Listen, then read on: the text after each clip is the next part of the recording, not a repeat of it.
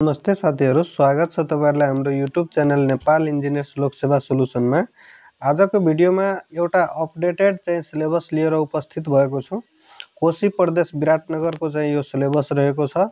यो सिलेबस चाहिँ पब्लिस मिति चाहिँ 2081 साल 10 महिना 24 गते पाठ्यक्रम लागू गरेको मिति हो यो। र पहिला यस्तो थिएन। पहिलाको भिडियोहरु तपाईहरुले हेर्नुभयो होला। पहिला सिलेबसहरु छुट्टै एउटा पेपर मात्रै हुने गर्थ्यो। अहिले चाहिँ लगभग सबै ठाउँमा चाहिँ दुईवटा पेपर चाहिँ हुने गरेको छ। अब त्यसको लागि चाहिँ म चाहिँ कोशी प्रदेशको अस्ति भर्खरै चौथोको चाहिँ भ्याकेन्सी असिस्टेन्ट सब इन्जिनियरको चाहिँ भ्याकेन्सी खुलेको थियो। त्यसकै लागि पाठ्यक्रम धेरै जनाले मागिराख्नु भएको थियो। त्यसको लागि मैले चाहिँ कसरी प्रिपेयर गर्ने, के गर्ने, त्यही भएर म तपाईहरुलाई एउटा सल्लाह सुझाव र यो चाहिँ कसरी चाहिँ यो सिलेबस पाठ्यक्रमलाई कसरी चाहिँ तयारी गर्ने हैन, त्यसको चाहिँ एउटा डिटेल भिडियो लिएर उपस्थित भएको छु। तपाईहरु चाहिँ फुल भिडियो हेर्नु होला र भिडियो राम्रो लागेपछि तपाईहरुले चाहिँ के छ सल्लाह सुझाव त्यो चाहिँ राख्न सक्नुहुन्छ कमेन्ट मार्फत र त्यसको बारेमा म फर्दर भिडियो बनाउँछु।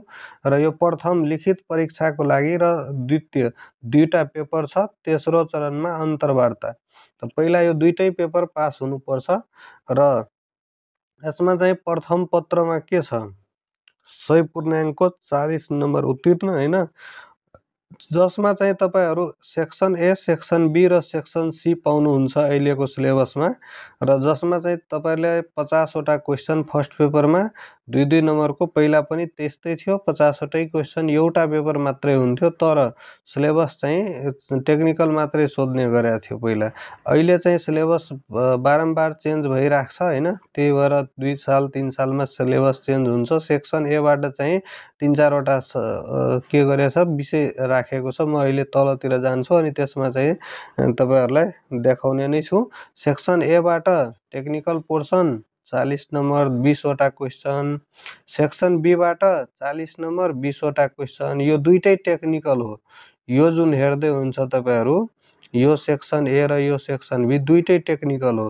र सेक्सन सी मा चाहिँ अब नीति ऐन कानुन प्रदेश नियमावली अनि निजामती ऐन प्रदेश निजामती ऐन अनि त्यसपछि नियमावलीहरु भयो, अनि त्यसपछि ऐन कानुन संविधान को केही भाग धाराहरु छ हैन, त्यस्ता कुराहरु छ सेक्सन सी मा। र सेक्सन ए र बी मा त्यही 8 वटा सब्जेक्ट जुन तपाईहरुले हेरिराख्नु भएको छ, जुन फर्स्ट पेपरको लागि अब्जेक्टिभको बुकहरु धेरै जनासँग होला। डी प्रसाद सरको, सुनिल सरको, खेमराज सरको सबै सरहरुले लेख्नु भएको छ पहिला पनि। त्यही सिलेबस अनुसार सेक्सन ए र बी पढ्न सक्नुहुन्छ। सेक्सन सी को लागि छुट्टै तपाईहरुले प्रशासनतिरको बुकहरुबाट, जीके आइक्यूहरुको बुकहरुबाट मिलाएर पढ्नु पर्ने हुन्छ। अब यो चाहिँ सेकेन्ड पेपरको लागि पुरै विषयगत छ, तर फेरि यसमा पनि के राखेको छ, सेक्सन सी बाट चाहिँ 4 वटा प्रश्न 5 नम्बरको 20 मार्क्स। त यो चाहिँ अलिकति नयाँ हुन्छ तपाईहरुको लागि। बाँकी सेक्सन ए र बी जुन चाहिँ हरेक प्रदेशमा छ, यो चाहिँ कमन छ सब्जेक्टिभको लागि। 2 वटा 10 मार्कको, 2 वटा चाहिँ 10 मार्कको सेक्सन ए र सेक्सन बी बाट, र 4 वटा चाहिँ सेक्सन ए बाट 5 मार्क्सको र 4 वटा सेक्सन बी बाट 5 मार्क्सको। त यो चाहिँ कमन पाउनुहुन्छ। 2.5 घण्टा समय हुन्छ। त्यसमा चाहिँ 10 मार्कको लागि पनि टाइम म्यानेज गर्नु होला। 5 मार्कको लागि पनि धेरै चाहिँ लेख्नु पर्दैन, बुलेट पोइन्टहरु लेखे चाहिँ हुन्छ। अनि 5 मार्क्सको लागि हाफ पेजमै यदि राम्ररी तपाई म्यानिपुलेट गरेर लेख्न सक्नुहुन्छ र 1 पेज भयो पनि ठीक छ, तर पोइन्ट राम्रो हुनु पर्यो। अब कुनैमा फिगरहरु डायग्रामहरु हुन्छ भने त्यो चाहिँ बढी पनि जान सक्छ। नत्र त्यही हो, 1 पेज जति लेखे पुग्छ 5 मार्क्सको लागि, तर टु दी पोइन्ट लेख्नु पर्यो। र 10 मार्क्सको लागि लेख्नु चाहनुहुन्छ भने 2 पेज 3 पेज जति लेख्नु सक्नुहुन्छ। धेरै चाहिँ लेखेर पनि गफ हानेर चाहिँ काम छैन। अब अन्तर्वार्ताको लागि 30 मार्क्सको, यो चाहिँ पछि चाहिँ भन्छु नै। यो पाठ्यक्रम योजनालाई प्रथम चरण र द्वितीय चरण 2 भागमा विभाजन गरेको छ। र तपाईले अब कसैलाई डाउट हुन्छ त नेपालीमा लेख्ने कि इङ्ग्लिसमा लेख्ने, धेरैजनाले टिएसएलसी पढेका हुन्छ मात्रै, अब नेपालीमा मात्रै पढेको हुन्छ, अब इङ्ग्लिसमा लेख्न गाह्रो हुन्छ। त्यसको लागि चाहिँ नेपालीमा लेखे पनि हुन्छ। अब लिखित परीक्षाको माध्यम नेपाली वा अङ्ग्रेजी अथवा नेपाली र अङ्ग्रेजी दुवै हुनेछ, यसमा लेखेकै छ। अब प्रथम पत्र र द्वितीय पत्रको लिखित परीक्षा छुट्टा छुट्टै हुन्छ है। दुवै पत्रमा लिखित परीक्षा एकै दिन वा छुट्टा छुट्टै लिन सकिनेछ। त्यो चाहिँ डेट हेर्नु होला, विज्ञापनमै दिएको हुन्छ। प्रथम पत्र कहिले, द्वितीय पत्र कहिले, या एकै दिन पनि हुन सक्छ, छुट्टा छुट्टै पनि हुन सक्छ। त्यो चाहिँ डेट अनुसारले चाहिँ त्यो हुन सक्छ है। अब सङ्घतिर हेर्नुभयो भने आजकल एकैचोटि लिने गर्छ प्रथम र द्वितीय पेपर, र बागमती प्रदेशको पनि त्यस्तै छ। अरू प्रदेशहरूको फर्स्ट पेपर पहिला लिने गर्छ, सेकेन्ड पेपर पछि लिने गर्छ। त्यस्तै कोशी प्रदेशमा पनि त्यस्तै छ। प्रथम पत्र पहिला लिने, अनि त्यसमा पास भएपछि द्वितीय पत्र पछि लिने, त्यस्तो कुराहरू छ। र यो कुराहरू चेन्ज हुन सक्छ, एकैचोटि पनि लिन सकिन्छ। उनीहरूको के छ त्यो चाहिँ हेर्न सक्नुहुन्छ तपाईहरू। र बहुवैकल्पिक प्रश्नको लागि क्याल्कुलेटर पाइँदैन, तर गण्डकीमा चाहिँ सब्जेक्टिभको लागि पनि पाउँदैन फेरि क्याल्कुलेटर। र कोशीमा चाहिँ राख्न सकिन्छ कुनै प्रकारको विद्युत सामग्री चाहिँ सेकेन्ड पेपरको लागि यसमा चाहिँ दिएको हुन्छ। कुनै कुनै प्रदेशमा दिन्छ पनि, कुनै कुनै प्रदेशमा दिँदैन पनि। दिँदैन भने सबैले दिँदैन, टेन्सन लिनु पर्दैन, जति आउँछ स्टेप लेखिदिने हो। यदि गर्न सकिन्छ भने क्याल्कुलेसन गर्ने, नत्र स्टेप लेखेर आउने न्युमेरिकलहरूतिरको लागि। त यो कुराहरू छ।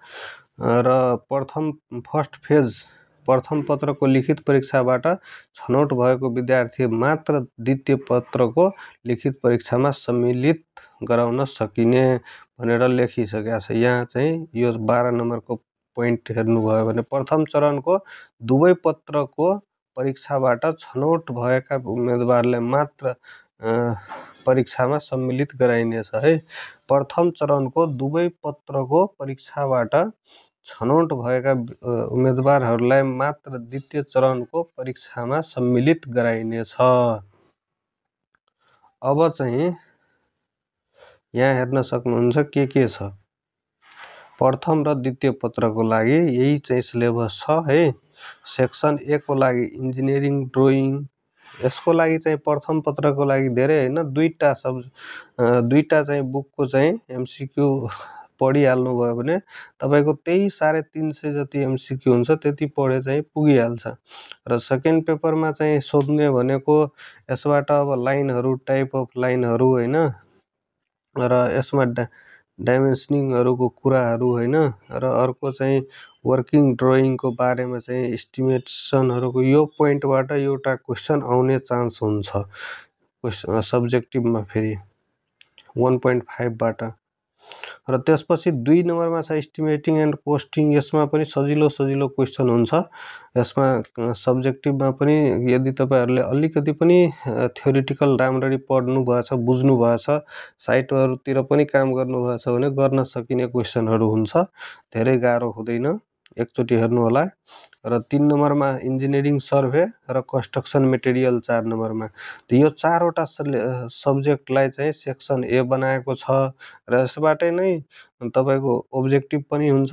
र सेकेन्ड पेपरको लागि सेक्सन ए बाट 4वटा सब्जेक्टिभ 5 नम्बरको र 2वटा चाहिँ 10 नम्बरको, त्यसरी नै मिलाएर अब यो चारवटा चाहिँ सब्जेक्ट छ, त्योबाट जुन पनि बाट 10 नम्बरको क्वेसन हुन सक्छ। एउटा चाहिँ कन्स्ट्रक्सन मेटेरियलबाट हुने प्रबल सम्भावना हुन्छ नै, र एउटा चाहिँ बढी चान्स हुन्छ एस्टिमेटिङबाट दिने।